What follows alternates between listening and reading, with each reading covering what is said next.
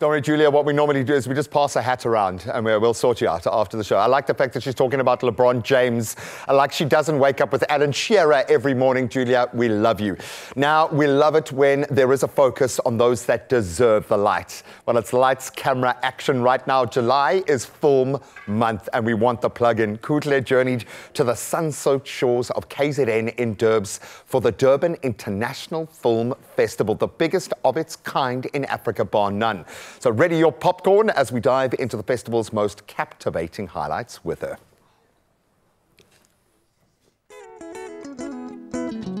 It's the opening night of the Durban International Film Festival. I had to dress up and look the part because it feels like a night at the Oscars. I am mostly looking forward to seeing some incredible films, but most importantly, some talented filmmakers taking part. Let's go. Can you please tell us what we can expect from this year's Durban International Film Festival? We have a very strong program, all premiered. In other words, all the films showing at the festival have shown for the first time in either South Africa or Africa. And the highlight, I guess, is the 6 films from the Cannes Film Festival in May. Festivals do a good job in highlighting excellent films and help them travel the globe. So a lot of the films that are showing in South Africa, because the festival is so highly regarded, other artistic directors all over the world will be looking at the program, and hopefully this will get the films to travel.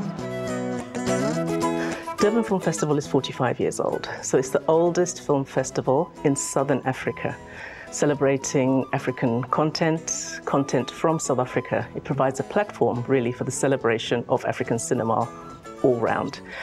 We really find it to be an important event because this is where we get a chance to meet, discuss, update on what are the latest trends in the industry, and also watch all the films from all over the world, including a lot of South African premieres, a lot of premieres from across the continent. We have filmmakers coming from all over the world internationally, but we also have filmmakers coming from different provinces that are active in the industry. Also, it gives us an opportunity to do location tours for the international filmmakers that are coming into the province. So it's really a win-win for tourism and film, and that's the magic of this wonderful collaboration.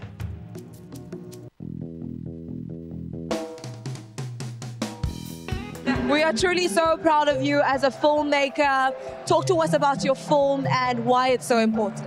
My film is titled Warm, which essentially talks about the patriarchal system. We touch on codependency and psychological effects that the patriarchal system has on women and men. You are also the beneficiary of the KZN Tourism and Film Authority bursary. How did this come about? I actually applied online on the last day even, and I applied and then I went for an interview, and that's how I got it. And I'm so thankful for it because now I'm able to create films, and they're playing on big screens like DIF.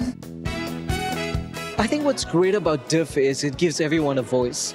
I think it gives emerging filmmakers a voice. It gives established filmmakers a voice in terms of distribution, the way distribution is changing. And in terms of emerging filmmakers, it gives them a chance to understand how the industry really works. You've got to have a product that travels. You've got to have a product that reaches the right demographic. And I think DIF is doing that in the right ways. And, I've got a feature at the moment that's out in cinema. And now we're talking to streaming companies and all of those things. It's a very complicated game, and I'm so glad that they're giving an opportunity to emerging and sometimes even established filmmakers who come from old school don't understand what the new environment or the new landscape is about. This is my second year in KZN, and so much is happening in KZN, with this kind of event. And, the Durban International Film Festival is one of the biggest, in Africa. And having it right here at my doorstep is something that's actually inspiring. I am blown away. I am so excited to see and experience what Africa's best has to offer. Namhlanje, I get to experience the engine of the film and tourism industry. This is where deals are discussed, negotiated, and made. There's absolutely no better place to be during Film Month than the Durban Film Mart 2024.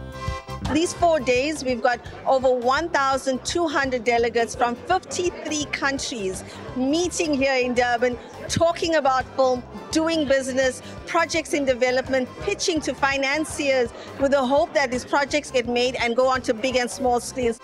The NFEF is an agency of the Department of Sport, Arts and Culture, and our role is to really create the equitable growth of the industry. The reason why we come here is because the Durban format is one of the markets that we fund, and we also recognize it's important in the industry for really making sure that the industry convenes and the industry comes alive around this time. We also fund the Durban International Film Festival that happens concurrently, and these two kind of hallmark events center the industry. So the DFM is a good place because it's where producers meet buyers, their films actually come to life. We're at the Durban Film Mart because it's a gathering. It keeps growing year on year, and it's a place where you engage with your peers locally and organizations locally, but increasingly engage with international peers as well. I grew up watching theater at community halls, and there are many formidable actors, gifted voices, and those people, we can use their skills to workshop the young and up-and-coming artists.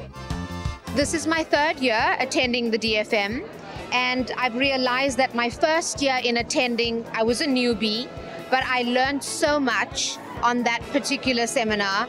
I met with the right people, I networked, and I feel like it was a great opportunity for me to learn as an actress and as a producer.